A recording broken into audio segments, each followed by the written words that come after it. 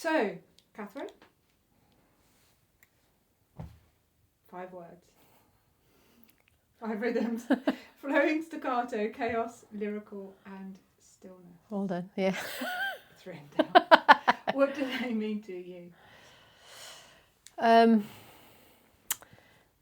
The words themselves are really just the gateway into the map that 5 Rhythms gives us. So, yeah, 5 Rhythms is a movement meditation practice, and which sounds very cool, and also like what is that about? And so the 5 rhythms are sort of gateways into how we start moving, and how do we get the body into more intense movement, and how do we land on the other side. So they go in that order. It's a way of grounding, getting present with ourselves, to come back into the world, to release, to create, to land in stillness in whatever that shape that takes for us. And so I would be surprised if that many people have heard of 5 rhythms. Yes. Me too. Yeah, I'm thinking back to the first time I heard about 5 rhythms, and it was maybe 10 years ago, and it was at the community that my children's school was within, and they were doing 5 rhythms is what I hear. They're doing 5 rhythms. They've got a 5 rhythms event, and I questioned, what is this? And got a similar response to what you've just said. It's a movement meditation, and in my head I saw people dancing like a lyrical dance, perhaps. Yep. That's what I imagined, and good at dancing and confident enough to dance alone, maybe with people watching them, and no inhibitions. And I thought, no way, absolutely no way. And then I tried ecstatic dance before 5 rhythms, and then I tried, and my experience of the two is similar because I'm behaving similarly at the two, not necessarily because what's happening externally is similar, but just that my reactions are similar. And so, I've been down both those paths, but for someone who has never heard of 5 rhythms, and maybe never even heard of ecstatic dance, what are they? What should they expect? Or conscious dance, or sober raving, or any of the other terms that are out there that are somewhat similar. Yeah.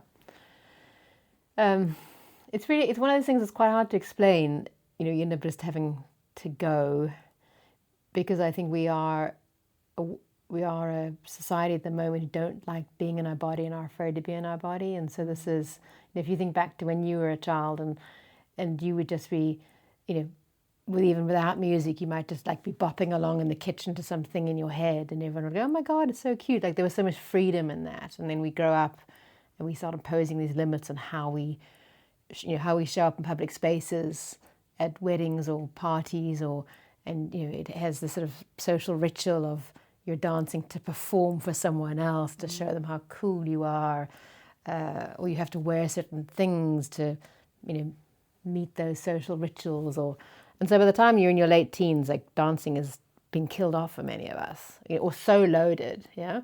And so many of us go through that path, and then we started we use substances to get through that period, and maybe we're still using substances. No judgment. I've done that.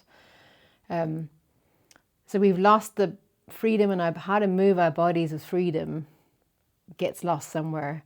We call it dance. We stick it in nightclubs, and all the positive and negative associations that go with that. And then a lot of us are in this place of like, what do you mean I'm gonna go somewhere and dance without alcohol, or like the lights are on, like is everyone going to look like, but I can't, I've got 2 left feet, like I can't dance, I'm not rhythmic, and we get into all of those negative stories that we've created as a society. And so what the conscious dance movement umbrella is trying to do is say to people, come move in community to some really cool music where it doesn't matter how you move or what you look like, or what you wear. And that's my experience. Yeah. It doesn't matter how you move, what you look like. No one's looking anyway. No. But also everybody is accepted. But I just want to go back to what you said right at the beginning there about we're not used to, I think you used the words, we're not used to being in our body. I get that. I get that phrasing, but I'm not sure everyone will. What do you mean by being in our body? Well, through my own personal experience, I grew up in a very cognitive house where every dinner table conversation as a child growing up was a sort of Socratic argument, right? So small child, I go, Daddy, everyone's got a bike. I want a bike. What do you mean everyone has a bike? That's not true. Okay. You'd have to list the 3 friends who had a bike, and so I talk about this experience of growing up where the value in how I interacted with the world was from the neck up. Okay. Like how I felt, the stomach ache, the anxiety, the joy, the fear, irrelevant.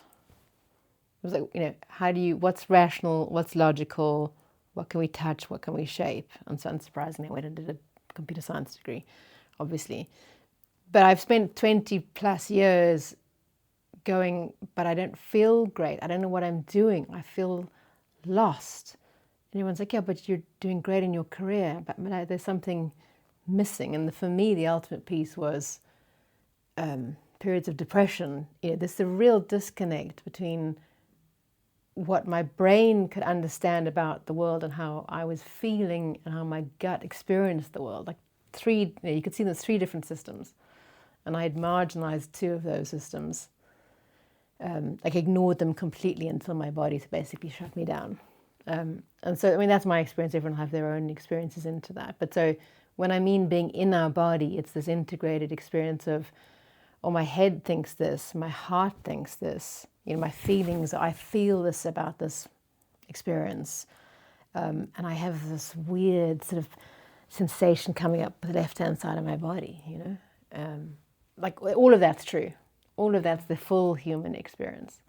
And for me, dancing in 5 Rhythms in particular helped me down that path of getting out of my fucking head. Like I can't solve everything with my head, and I'm basically living in a third of my human experience. And so on the dance floor, I will feel a wide range of emotions with no story attached. Like, why am I wanting to cry at the end of this 2-hour dance? I don't know. I don't need to know. I found this moment of ecstasy, like, can we do it again? No, it's ephemeral, it's gone. Can we just enjoy that now? Like, that bliss, that kind of tingling sensation all the way through the body, the heart kind of expanding, and the mind's going, what the hell's going on? I don't know, don't need to have a story, right? So that's for me, that's my experience of being fully in the body. And I love what you just said then about only having a third of the human experience, because I was thinking as you were speaking that some people might wonder, well, I'm all right just being cognitive. I'm all right just being in my head. That's fine. I'm living life and I'm quite happy and I'm enjoying it. But maybe there's another 2/3 of the human experience that could come on top of the 1/3 that might be great and amazing. But what if there's 2/3 more that could make it even better?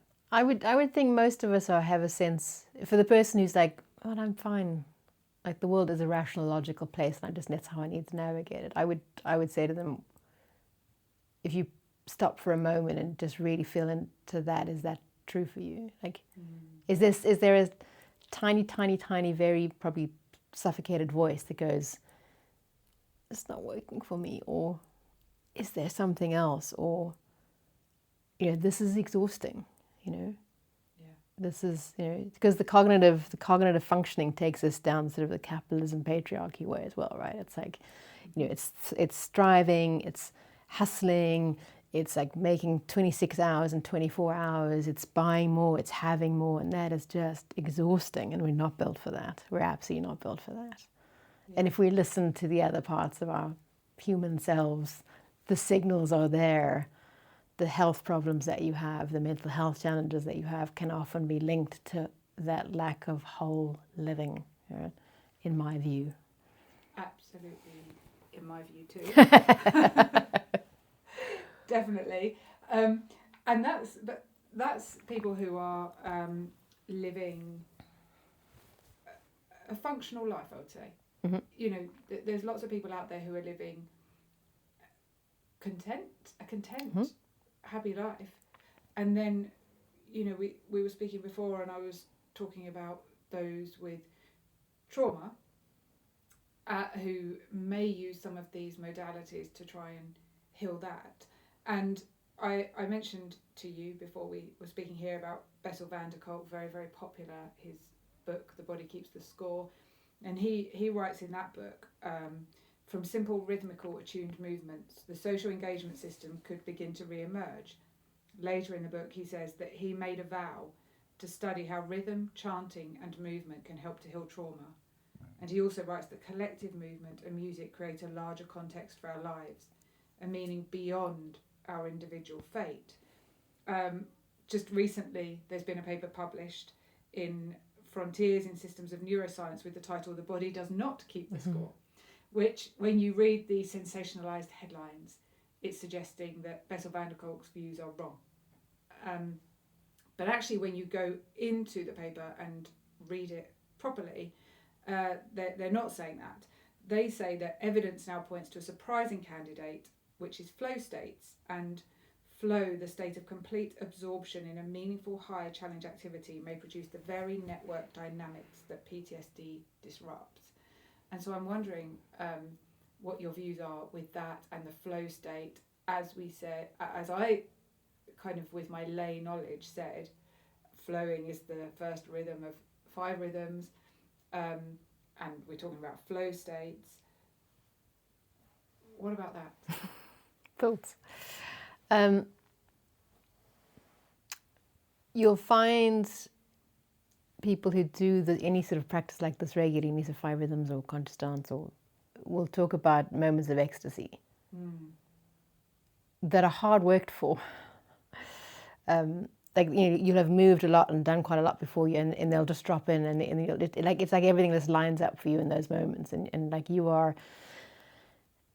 Yeah, it's like you're tripping in some way, but without any of the substances. Like there's alignment with the universe. Everything feels perfect. You are like 100% present. Like it feels like something's channeling through you how you move and how you kind of express your body in the space and maybe with people around you.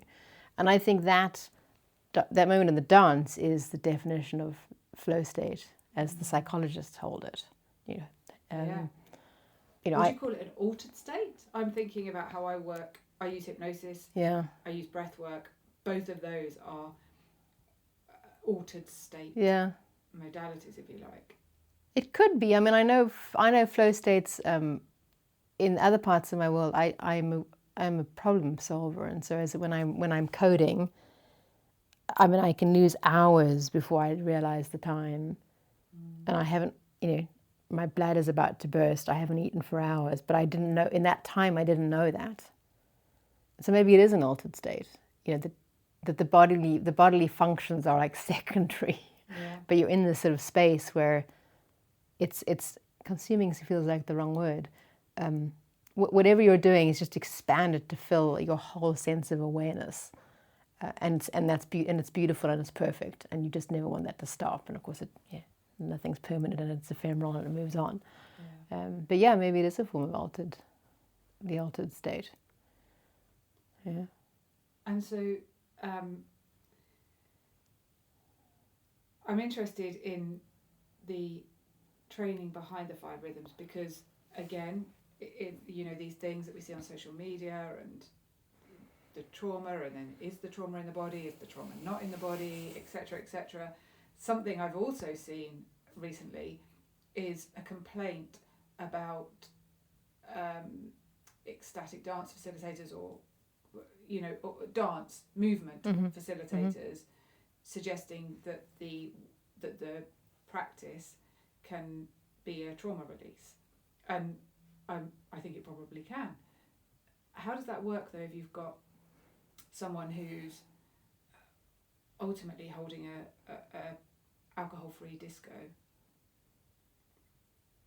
and then someone is suddenly there having a huge trauma release? And I'm in two minds about this because I think, well, you go to the nightclub, what happens then if someone has we don't worry about a DJ having a qualification in Yeah, but the healing DJ trauma, didn't but sell you the promise of a trauma release experience.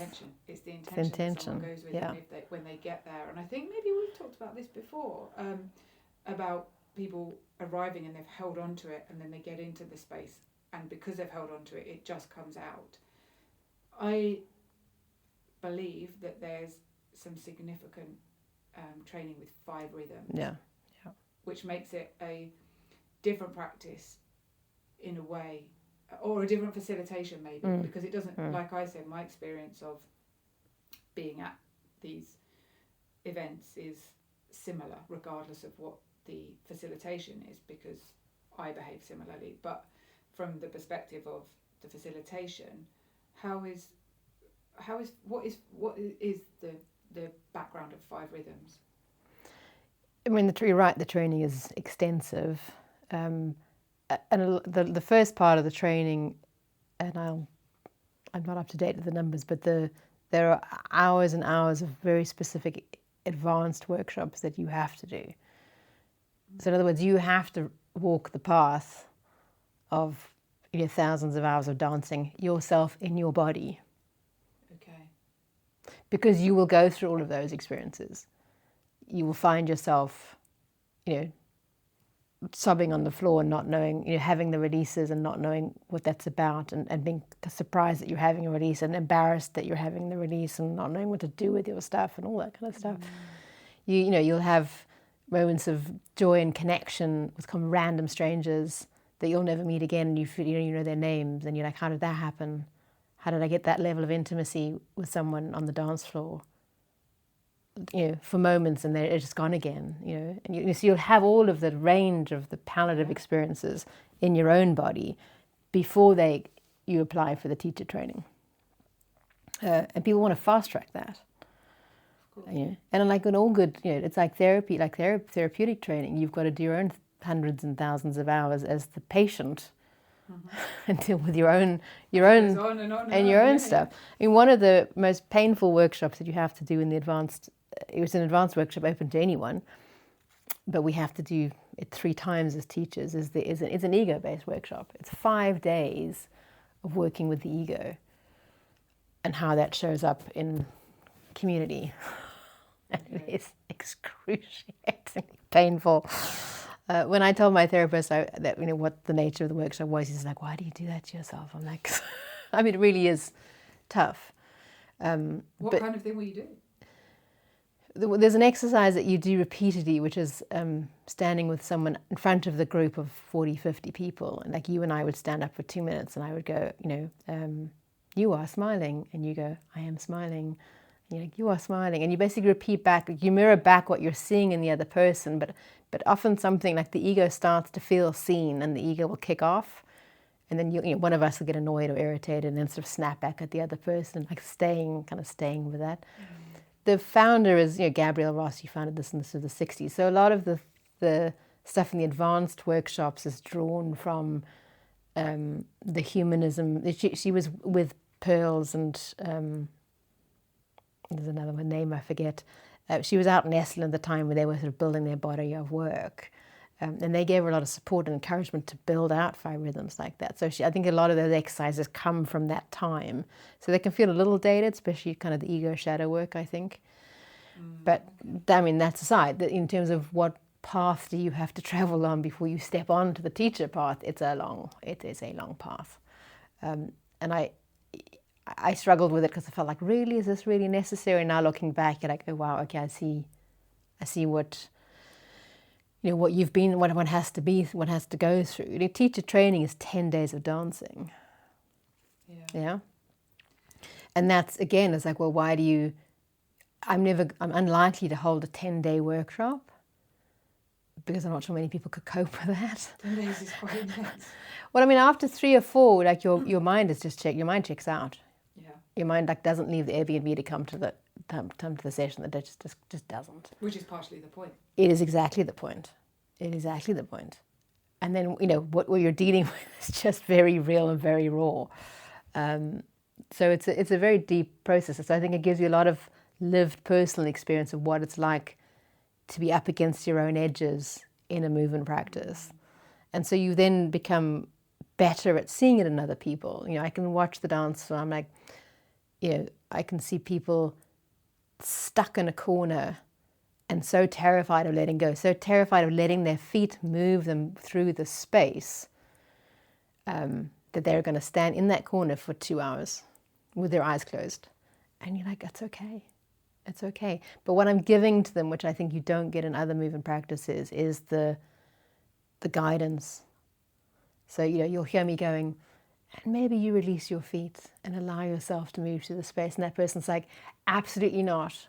I'm like, okay, not today. I mean, that's not our conversation out loud, but I mean, that's what they're hearing. How much do you think people are aware? Because I remember the first time I did ecstatic dance. Now, I love dancing. So if I go to, historically, if I'd be in a nightclub, which I was a lot as I was growing up, I was always on the dance floor with my friends. Dancing is not something that has frightened me in the past. And I also, I was going to say I didn't need substances because my friends and I would take it in turns to drive. Okay. And so I would, every 3 weeks, be a driver. Yeah. I think there was a lot of Pro Plus consumed, alternated with Red Bull. So substances were involved. Substances might have been involved. Yeah. But I wasn't frightened, and I didn't need to get drunk to get onto the dance floor. And when I first tried ecstatic dance, I wasn't scared at all. And I was going to say I didn't move as much as I do now, and I don't think I even move that much now, to be honest. But I was in a very content, meditative, I never know how many terms to put in that word, meditative state. I was really, again, I wasn't not moving because I was frightened or afraid. Yep. But I suspect, like you, coming into, despite having been doing my therapy work and this kind of stuff for 18, 19 years, I still am not in my body as much as I could be. I know that for sure. So I'm guess that is me starting to come into my body more, or be more familiar with coming in. But it's not a resistance, I would say. It's a not knowing. It's a like. There's that wonderful meme picture that does the rounds of the donkey who's tied up to a plastic chair or horse. Yeah. And it won't move because it's tied. Yeah, but it could move. Could move. It's just a plastic chair. Yeah. Or the door is open to the cage and the bird doesn't fly out. So there is this. I think for many of us, there's we start our lives on the floor, like in that very developed, crawling, rolling, furling, curling, unfurling, and to learn that as an adult now is like relearning how to move one's body, and that somehow, I sometimes bring in partnering with the floor as an exercise. People are like, oh my God, I can move on the floor. You're like, yeah. And so I think what you're speaking to in terms of your experience is very common, and I feel fine. I'm not doing this out of fear, but I'm doing it out of, I'm used to working in a square meter of space on a dance floor, because often they're overly stuffed and overly crowded, and you can't really go anywhere even if you wanted to. Even the idea of moving arms, moving arms outwards and upwards is how do you take up space? Like you have permission to move in those ways, and if we and go down, crouch down, half down, stretch all the way up, like all that space without moving your feet is available to us. But we're not, we sit up, both of us are sitting crossed legs, nicely positioned, shoulders back. Like there's a way which we are taught to hold ourselves in the world. And I think part of the freedom and the invitation for exploration is like, well, what is it like if I do the whole dance like I don't know what this is, like I'm flying outwards like a weird parrot. Like how does that feel? Like, oh, I quite like that, and that might come into something, that might kind of move into something else. Like that's where the freedom is, and it can look weird on the outside, and you could say, well, why am I even trying? Like I'm fine as I am. Why am I trying this? Then my invitation is, well, you don't know what's on the other side until you've been there. You can always come back. And it is something we find uncomfortable. I'm quite a hand talker. Mm-hmm. And I only know I'm a hand talker because I see people looking at my hands when I'm talking. And I think, You're looking at me. You're looking at my hands. But yeah, that when I see people looking at my hands, if I'm using my hands to talk, I'll think, is that a bit too much, and put them down. I don't care. I do it, but I can see how some people would feel too much. And when people start to feel too much, we get smaller and smaller and smaller, and then it becomes hard. And are we allowed to be too much? Well, one of the stances I still find difficult is I was brought up in a Catholic school, thanks to my parents, and we were taught to always, when sitting, to have one's knees together. And it is one's knees must be together, closed, so you can't see up the skirt. And so it comes, but I'm also an African by birth, right?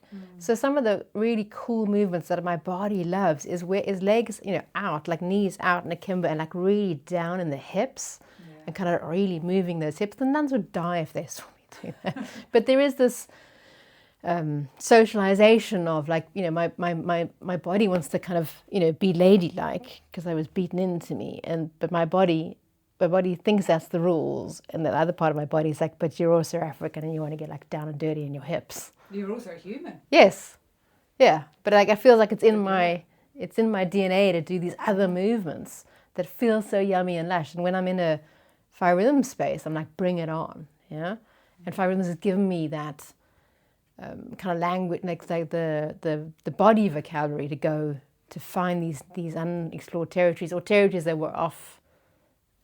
You were told you weren't allowed to go to.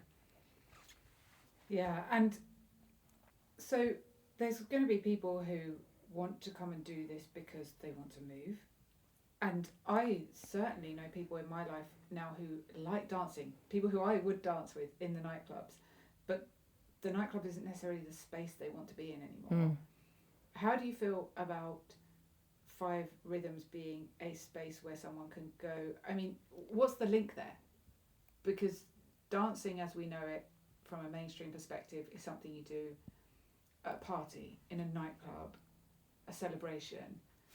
Five Rhythms, when you say, movement meditation practice, it sounds more like a wellbeing tool, a therapeutic modality, a way to heal yourself if something's broken or get better. But can it be a something different as well? Can it be the celebration that we know dancing to be? I think it can be whatever you want it to be.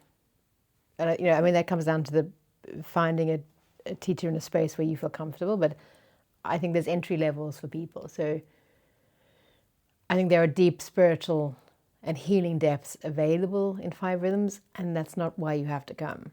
So if you just like dancing and you want to dance in company, without substance support, then Five Rhythms, there will be a Five Rhythm space for you. If you can come infrequently, if that's what fits with your vibe. Yeah. If after a period of time there's like, this feels like there's something more for me here, and then come a bit more frequently, and you'll learn more of the tools to be, for the freedom that we were talking about, to be in the body. But that's optional. Yeah. And if that's still talking to you, then you can do the 1-day workshop or the 3-day workshop, and then your mind really starts getting out of its place. So I think there's a buffet of options, of kind of on-ramps for people depending on their appetite and their interest level. Really, this doesn't have to be a woo-woo kind of profound healing space if that's not what you're looking for. Yeah. Well, it's so far from woo-woo, isn't it? Yeah. I think the problem is like movement meditation practice. Like even that's like, what? Yeah, what does that mean? There's a friend of mine who says imagine a rave meets a meditation, and I think that's a really interesting kind of mashup. Yeah, from my perspective, it's just so human. This is the first re-recording of this podcast, so I haven't spoken about it, but the work that I've been doing is all about us trying to reignite some of the things that our body craves and needs, and movement and rhythm is absolutely at the core of that. It isn't even on the periphery, it's the core thing. So from my perspective, it's essential. It's the most normal thing we can do. The woo-woo stuff is the sitting in front of the computer all day. Yeah, it's an interesting reframe. Yeah. That's the weird thing. That's the weird stuff that we brought in. Yeah. Yeah. But when you're offering your 5 rhythms workshops, do you call them workshops? Well, for 2 hours it's a class. For like a day would be a workshop. Yeah. Okay, so class or a workshop. I mean, it's not an event. No. Class or workshop. Yeah. What's your what are you wishing to offer? What's your intention with it? What's the space you want to hold for people? I would say freedom and release. And often in the we do a closing circle because people often have words. Not everyone has words at the end of the 2 hours, but some people have words and they're like, oh my God, I had this experience, or I feel so much. I came in and I was really angry, and like now I'm like, oh, I just feel so much lighter. And I think there's a what I'm offering is an opportunity to change the state that you're in. Yeah. And how much do you feel like you have to hold that space? So how much are you instructor, and how much are you space holder, going back to that healing and not fixing, healing, releasing, etc. How much do you feel like you have to hold people or want to? I mean, when I say have to, it feels like it's not what you're wanting, but how much are you holding people and how much are you instructing? Where do you view your position in that? I mean, I see myself more as a guide than a teacher. Like I create this musical experience to go through. I'll the first 30 minutes as a warm-up, like we just get into our body and arrive, and some presencing and some body parts meditation. So, there's maybe me more talking in that because I'm just helping you drop everything at the door that you've arrived with and just be present here without any expectation. And then we get onto the main wave, as we would call it. For me, it's almost like light touching, depending on what I'm seeing in the room. Like I'm waving my hands around, like it's like you're touching the balloon, just trying to keep it in the air. But I don't know who's walking in the room, so I don't know what's going to show up.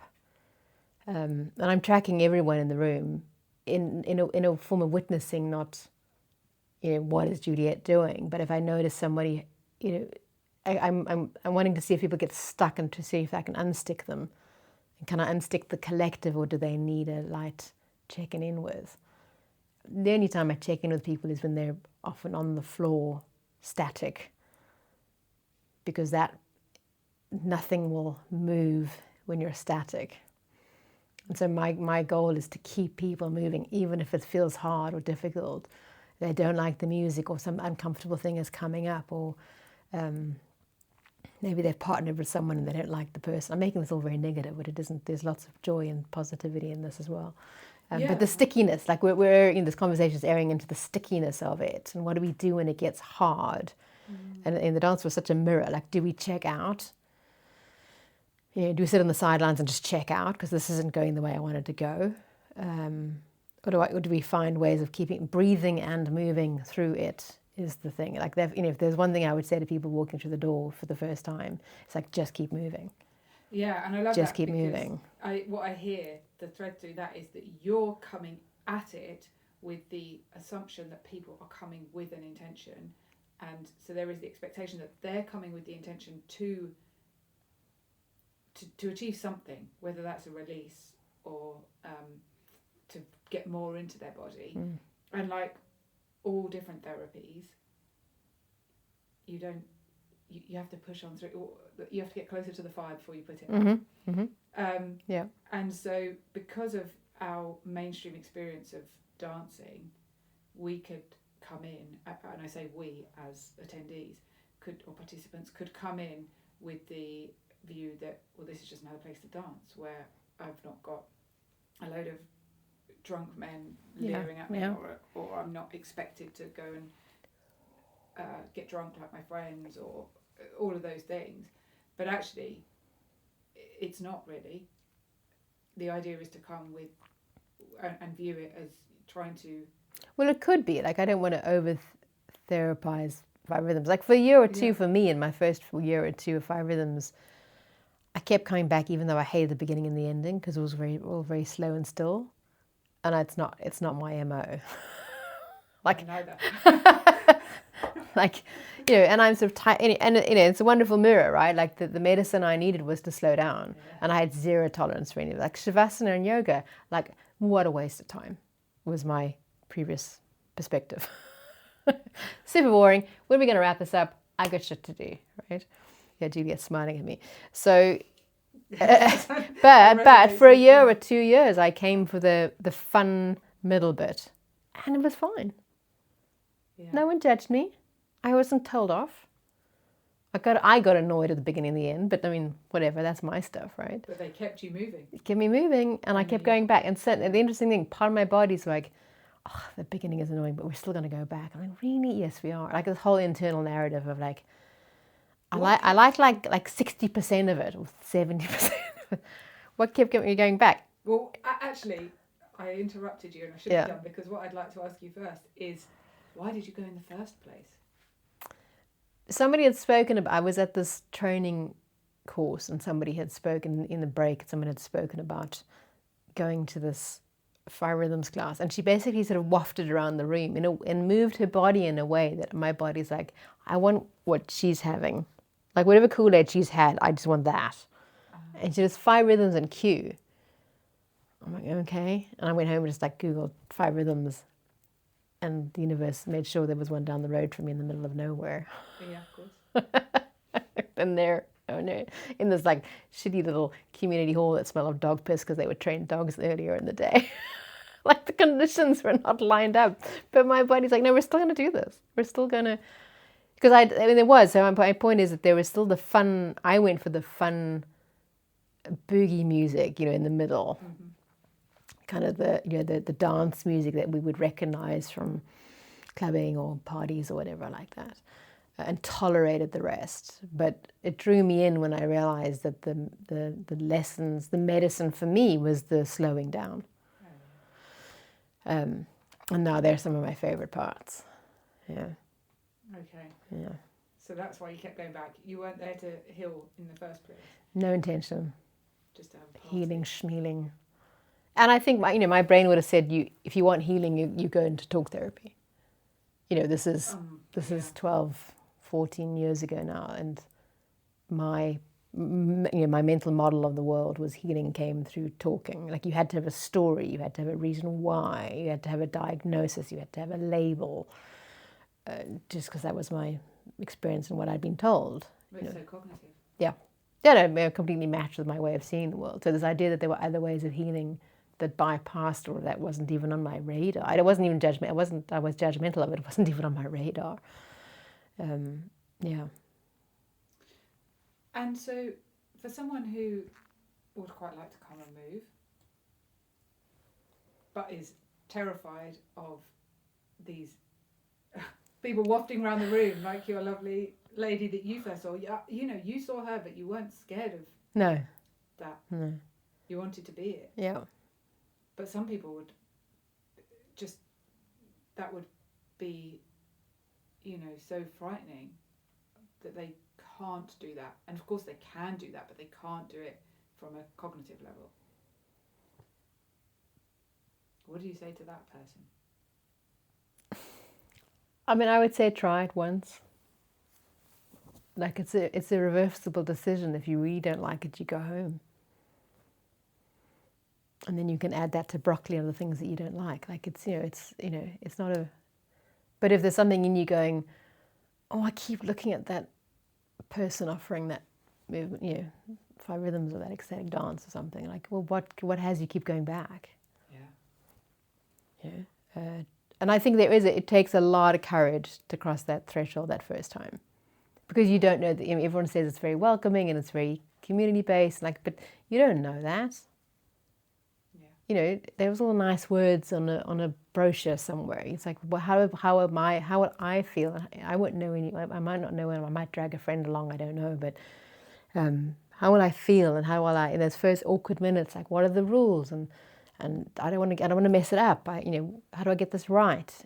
We're all, which is medicine itself, but that's the stuff that we have to work through. That's the sludginess we have to work through in ourselves to cross the threshold to try the thing that part of us is saying.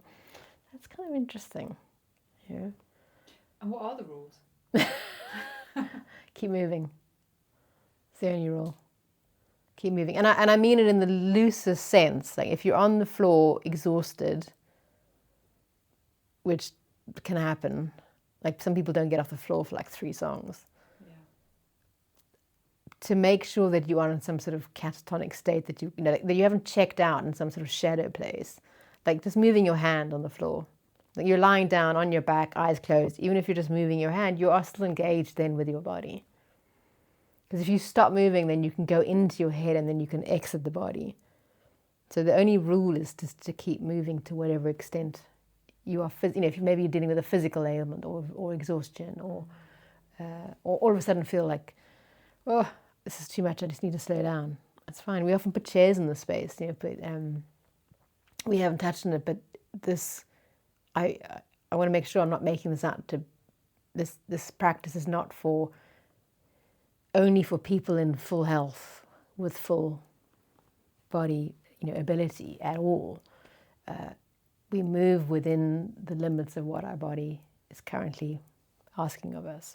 And that in itself is a wonderful meditation.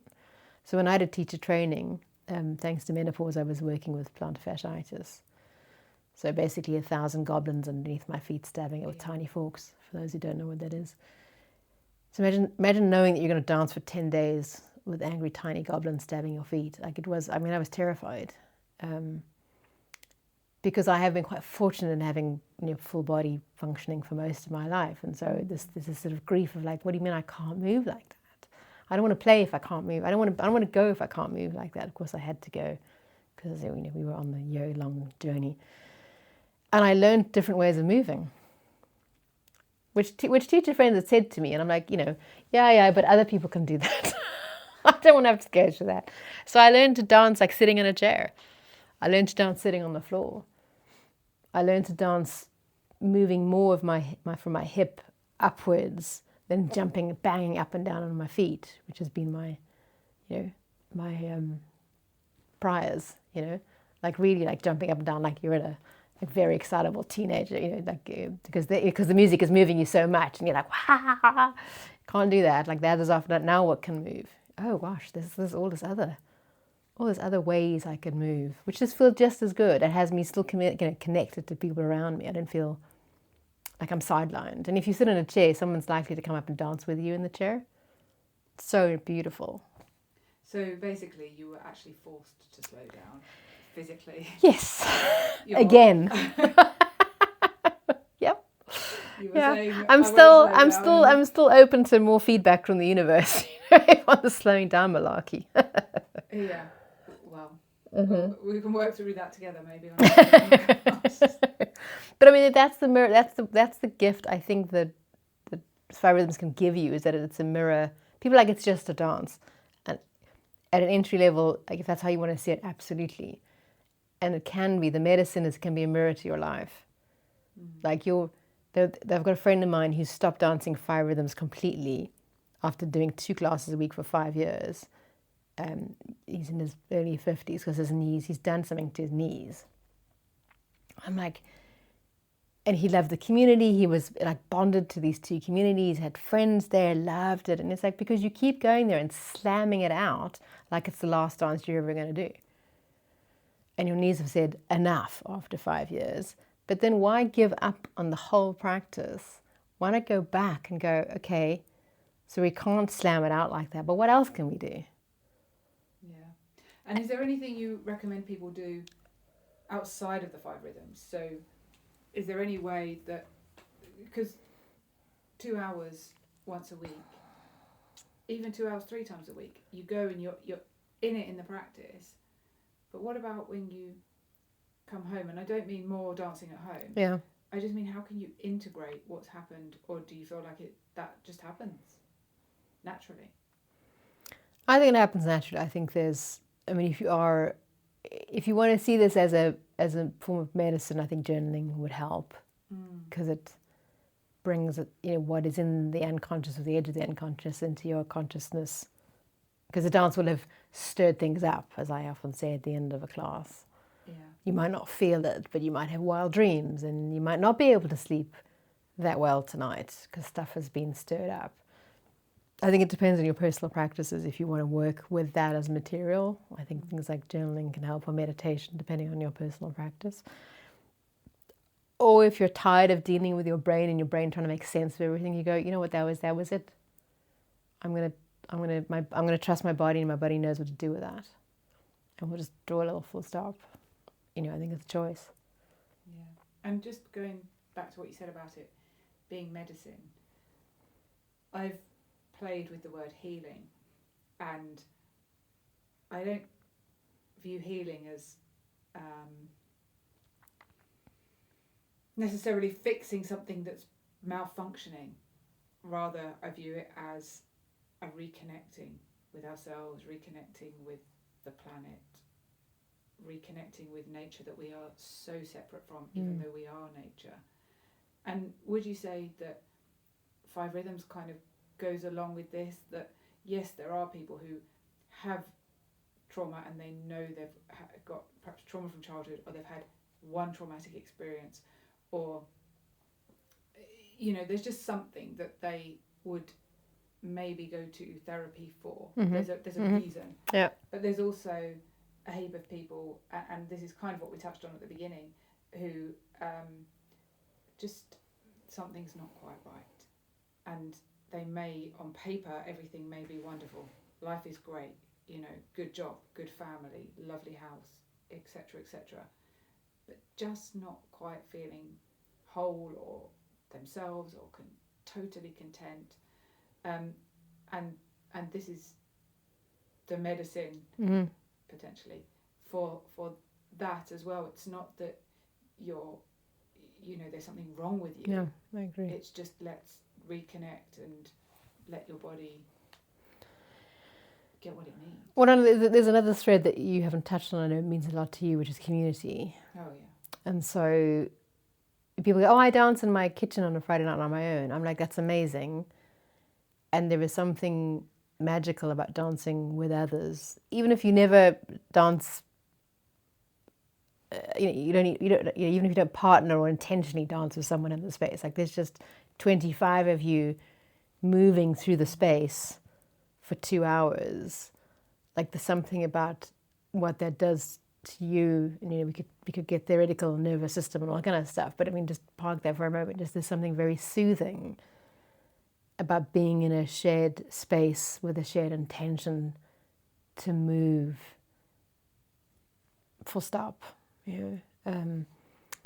So, I mean, I think there's medicine and healing in that we haven't touched on. Like a lot of this is a lot of our lens on healing is a personal lens, but a lot of the healing comes through relationship, as every therapist will tell you. Oh, of course. Yeah, absolutely. Yeah. And I think that's a whole other podcast. I mean, that we could talk about that for another. Well, we could, because when I partner people, and the pushback I get when I partner, and when I say partner, I'll say, and now just take a partner, like find another pair of feet and dance with them. Like it's not staring. This is not a wedding, and I'm staring you in the eyes, like mirroring and like smiling at each other in awkwardness. Like it's not what that is. And the partnership would last like 10 seconds or 20 seconds, and I change people. But the pushback for people is like, I don't want to do that. And it's like, well, why don't you want to do that? Because you're coming up against, how do I meet the world? And again, this is the mirror, right? Someone's looking at me.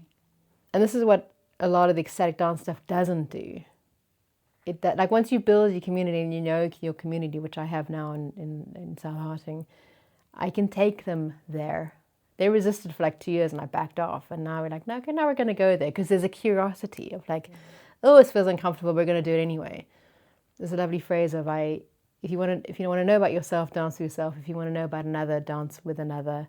If you want to know how you fit into the group, dance in a group. It's a bit more poetic than that. But these sort of levels of relationship and how I am much better one-on-one than I am, because I feel I can manage and control that, and that's my own sort of stories around that. But I used to perform a lot when I was paired up and dancing. I'd have to like like find the energy to be like, dynamic and interesting as a dance partner. And I mean, of course it was exhausting. Like you do that for 2 hours and you're like, you're done. You're like, okay, how about I just drop that whole acting that I do when I'm paired up? Because no one's asking me to do it except me, right? And then if you put the group in a group, like a group around the circle, invite people to come in, maybe 2 or 3 people into the center of the circle, you can see those who start performing. And again, the curiosity is like, well, what's that about for you? I invited you in just to, whatever dance you were doing, just bring it into the circle. Don't change it. And of course, there are some of us who'd have to change it because we're being watched now. Like, how do I do, I have to, I was taught that I fitted in the world when I performed in some sort of way, I'm smiling because I took my children to the dentist earlier, and it was a new dentist, and it was a private. We pay huge amounts of money for this dentist compared to the free for kids NHS dentist, which means the dentist has to be really nice because you're paying them. And the dentist was so jolly and so happy and lovely. I cannot criticise that dentist. They were perfect, absolutely perfect. But I felt like I had to match their jolly. And it was all very bouncy and very happy and very lovely and very nice. And I was exhausting. Yes, we're having a lovely day. And I walked out, and we'd only been in there 40 minutes. And I was like, I could not do that all day, every day. Yeah. It's very hard to perform, but I get that. But it's interesting, like what is it in the field that has you feel that you had to step in and be at that level? Yeah. And how does that play out in the dance floor as a way of like, I'm not going to do, for this dance, I'm not going to do that. And how does that feel for me? It's hard. Yeah. It's really hard to not match someone at their level, because do you then worry that they're thinking that not showing up? Them? You're not yeah. Anyway, we're coming to the end. We'll get another podcast, relationships. There's so much more to talk about. But I want to ask you before we finish, who should I speak to next and why? So someone in the sort of wellness space who might give another perspective. Yeah, or you might like to talk about someone who's really made a difference to your life. And why? The person that comes to mind is a friend of mine called Chani Narvaka, and she's an Indian woman living locally to us, and she's a yoga teacher. Trained about 10 years ago as a yoga teacher. But the reason why I mentioned that she's Indian is that she was born and raised doing yoga as a lifestyle, and I've learned so much about yoga as a way of being and a practice, back to that practice, not a bunch of moves and positions that we hold for a certain period of time, or maybe a bit of breath work. Like, it has sort of 7 strands to it. And so strands, I'm probably doing it a disservice, but I have learned so much about the kind of the origins and the realness of what yoga is and what it can offer as a form of spiritual practice, a form of living life. And I think in the current world of yoga and how it's been commercialized, I think it's a refreshing take for us to hear. It would be a refreshing take for us to hear from her. Yeah, I agree. Well, thank you very much. I will put in the notes of this where people find you, but would you like to say a little bit yourself? Yes, I suppose the 2 places to find me is, one is Instagram if you're on Instagram, and the other one is the booking site. But Instagram is where I'm updating events or upcoming stuff, and I believe it's Dance with Catherine on Instagram. Yeah, exactly. I can't even remember your own handle. Yeah. But that's sort of the best way to kind of keep. And I'm doing events indoors, outdoors. We do events at the Borough with you, outdoor events with speakers. I do outdoor events with headsets, so like the silent disco stuff, mostly summertime, and then back into indoors for winter as well. Amazing. Thank you so very much. Thank you very much. It's been fun.